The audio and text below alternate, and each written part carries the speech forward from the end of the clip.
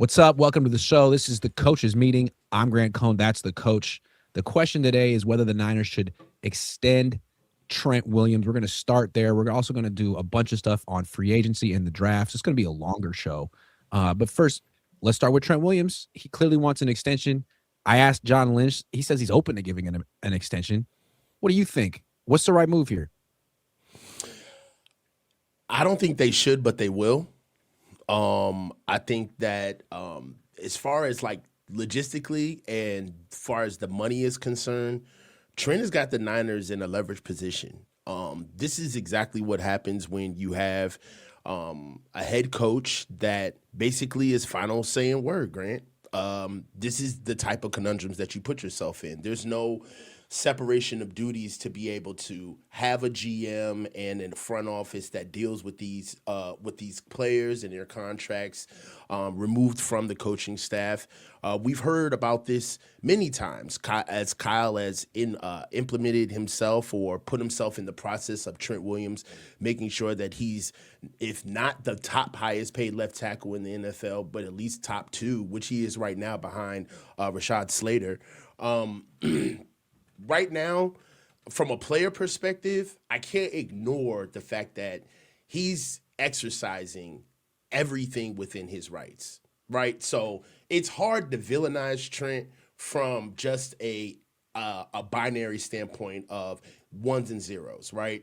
You got him in the right position. They're ready. You don't want to have you want guaranteed money. You're near the end of your career. You've also came in as a second league All Pro.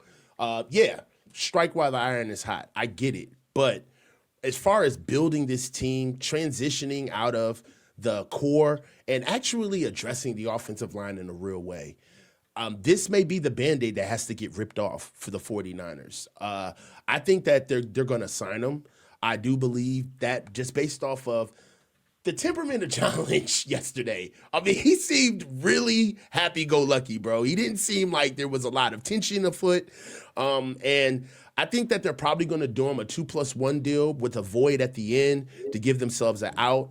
I just don't believe that they think that they can start tackle that they pick up in the first round and be okay with it. I don't see a problem with it. I hear this narrative that goes around with the Niners don't have a plan. You know, what's the Niners' plan? They don't have a plan to replace Trent Williams. The plan is to get another guy. That's the plan. Preferably in the first round. And if they would have did this in 2024, when we had the most offensive line laden draft in the past 20 years, which was loaded, Grant. You know this.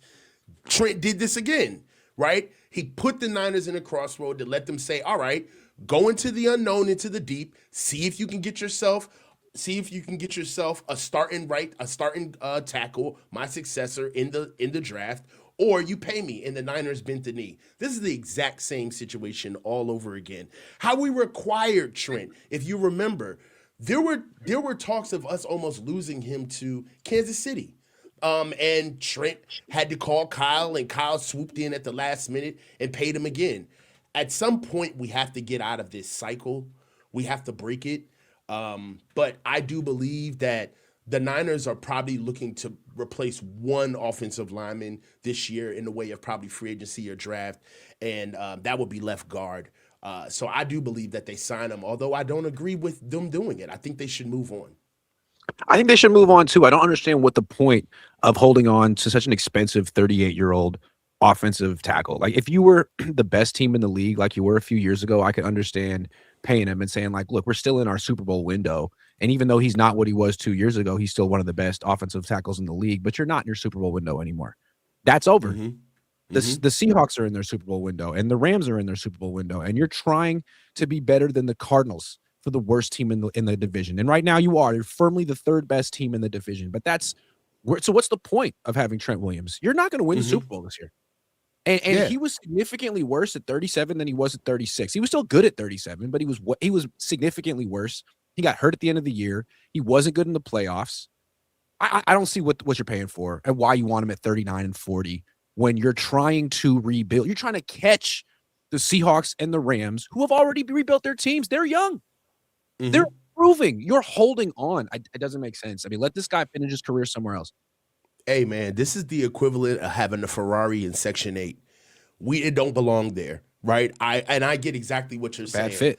You know, if we were in the middle of a championship window and the situation and the circumstances called for it, where, hey, we're here to spend the money, this is the guy that we went out and traded for, it would completely rock the core. The synergy of the team will be off if we moved on from a Trent Williams. What would that say to a successor, or probably getting somebody serious enough to bring him in? All of that counts when you're going after a Super Bowl.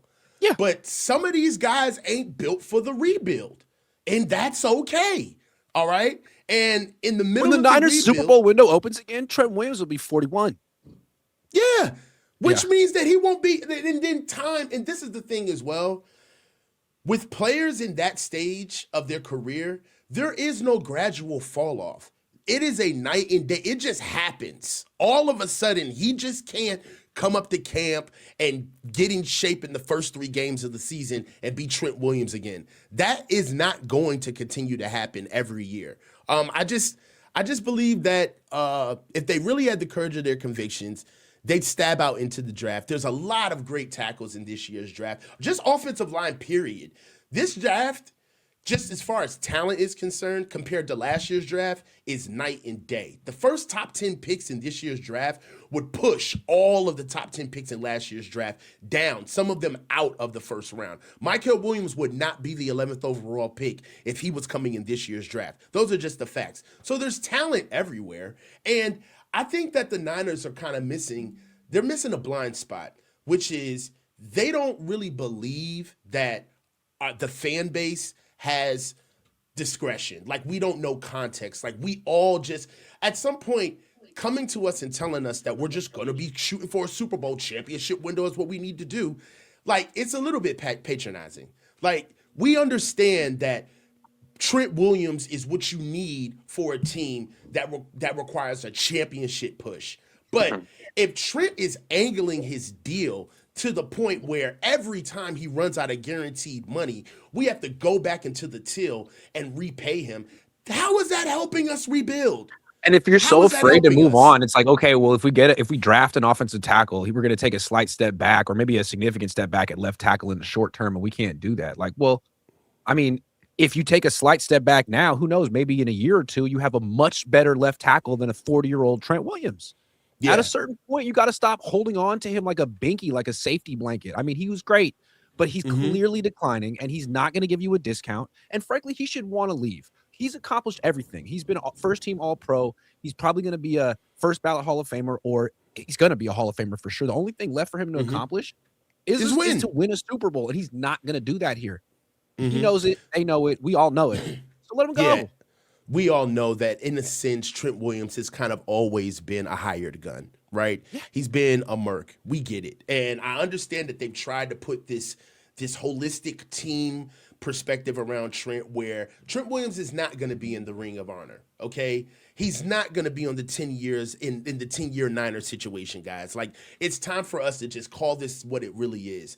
Trent Williams saved us the same way Brock Purdy saved us. All right, we picked him up in a trade where Joe Staley was not coming back. All right, the best all-time great Niners trade. All-time great. All-time great. Up there with trading for Justin Smith. Remember when they did that? Yes. Up there. Awesome. Yes. Awesome. And right when we got Trent, Joe did us a solid and kept his mouth shut, didn't say anything to the media until we finally acquired Trent. That's how we got Trent, and Trent has been here with us in some of our best times and worst times.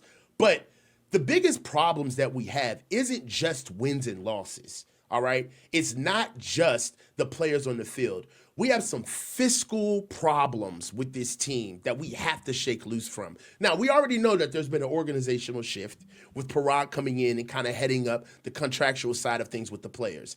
And maybe we see another domino fall to that effect. We already saw Juwan Jennings get stonewalled with him asking for more money. And we know that right now the Brock Purdy deal was something that got put together by the organization away from the coaching staff. So I actually kind of have faith that, no pun intended, but I do have faith that The organization may stand to Trent and say, hey, look, this is the deal that we can give you. We'll probably give you 21, 22 a year. All right. We'll give you 3 years and set you out. But 28, 29 million a year, you're tipping the best left tackle tipping as the best left tackle in the NFL at 38 years old. We can't do that.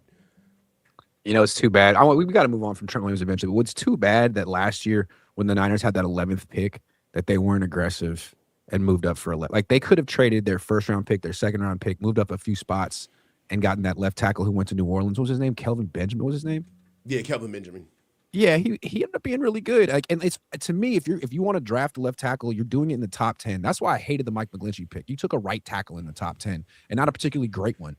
You can get like the Seahawks took Charles Cross in the top 10. That would have been a great opportunity. Now the Niners sit at 27, and you're thinking, well, if you do get rid of Trent Williams, like, is there someone at 27 who would be good? So why don't we talk about? Well, we'll get there in a minute. We're going to talk about 27. We're talking about the number one need. We got a couple super chats. Bill Kennedy says goal is to become the oldest, slowest team in the NFL. They're right on their way, especially on offense. Too much sauce says, is Mike McDaniel, Harbaugh a combination beatable? Yeah, I think they're beatable, but they're going to be good. Yeah. Steve Lewis says, what amount are you okay with? Kelvin Banks, not Kelvin Benjamin. Banks. I don't know Kelvin Benjamin. Oh, that was the wide receiver from Florida State. Remember him? Kelvin Banks. Big kid. Yeah. What money are you okay with for Trent extension? I don't like the idea of committing to him beyond this season. I don't, personally. Yeah.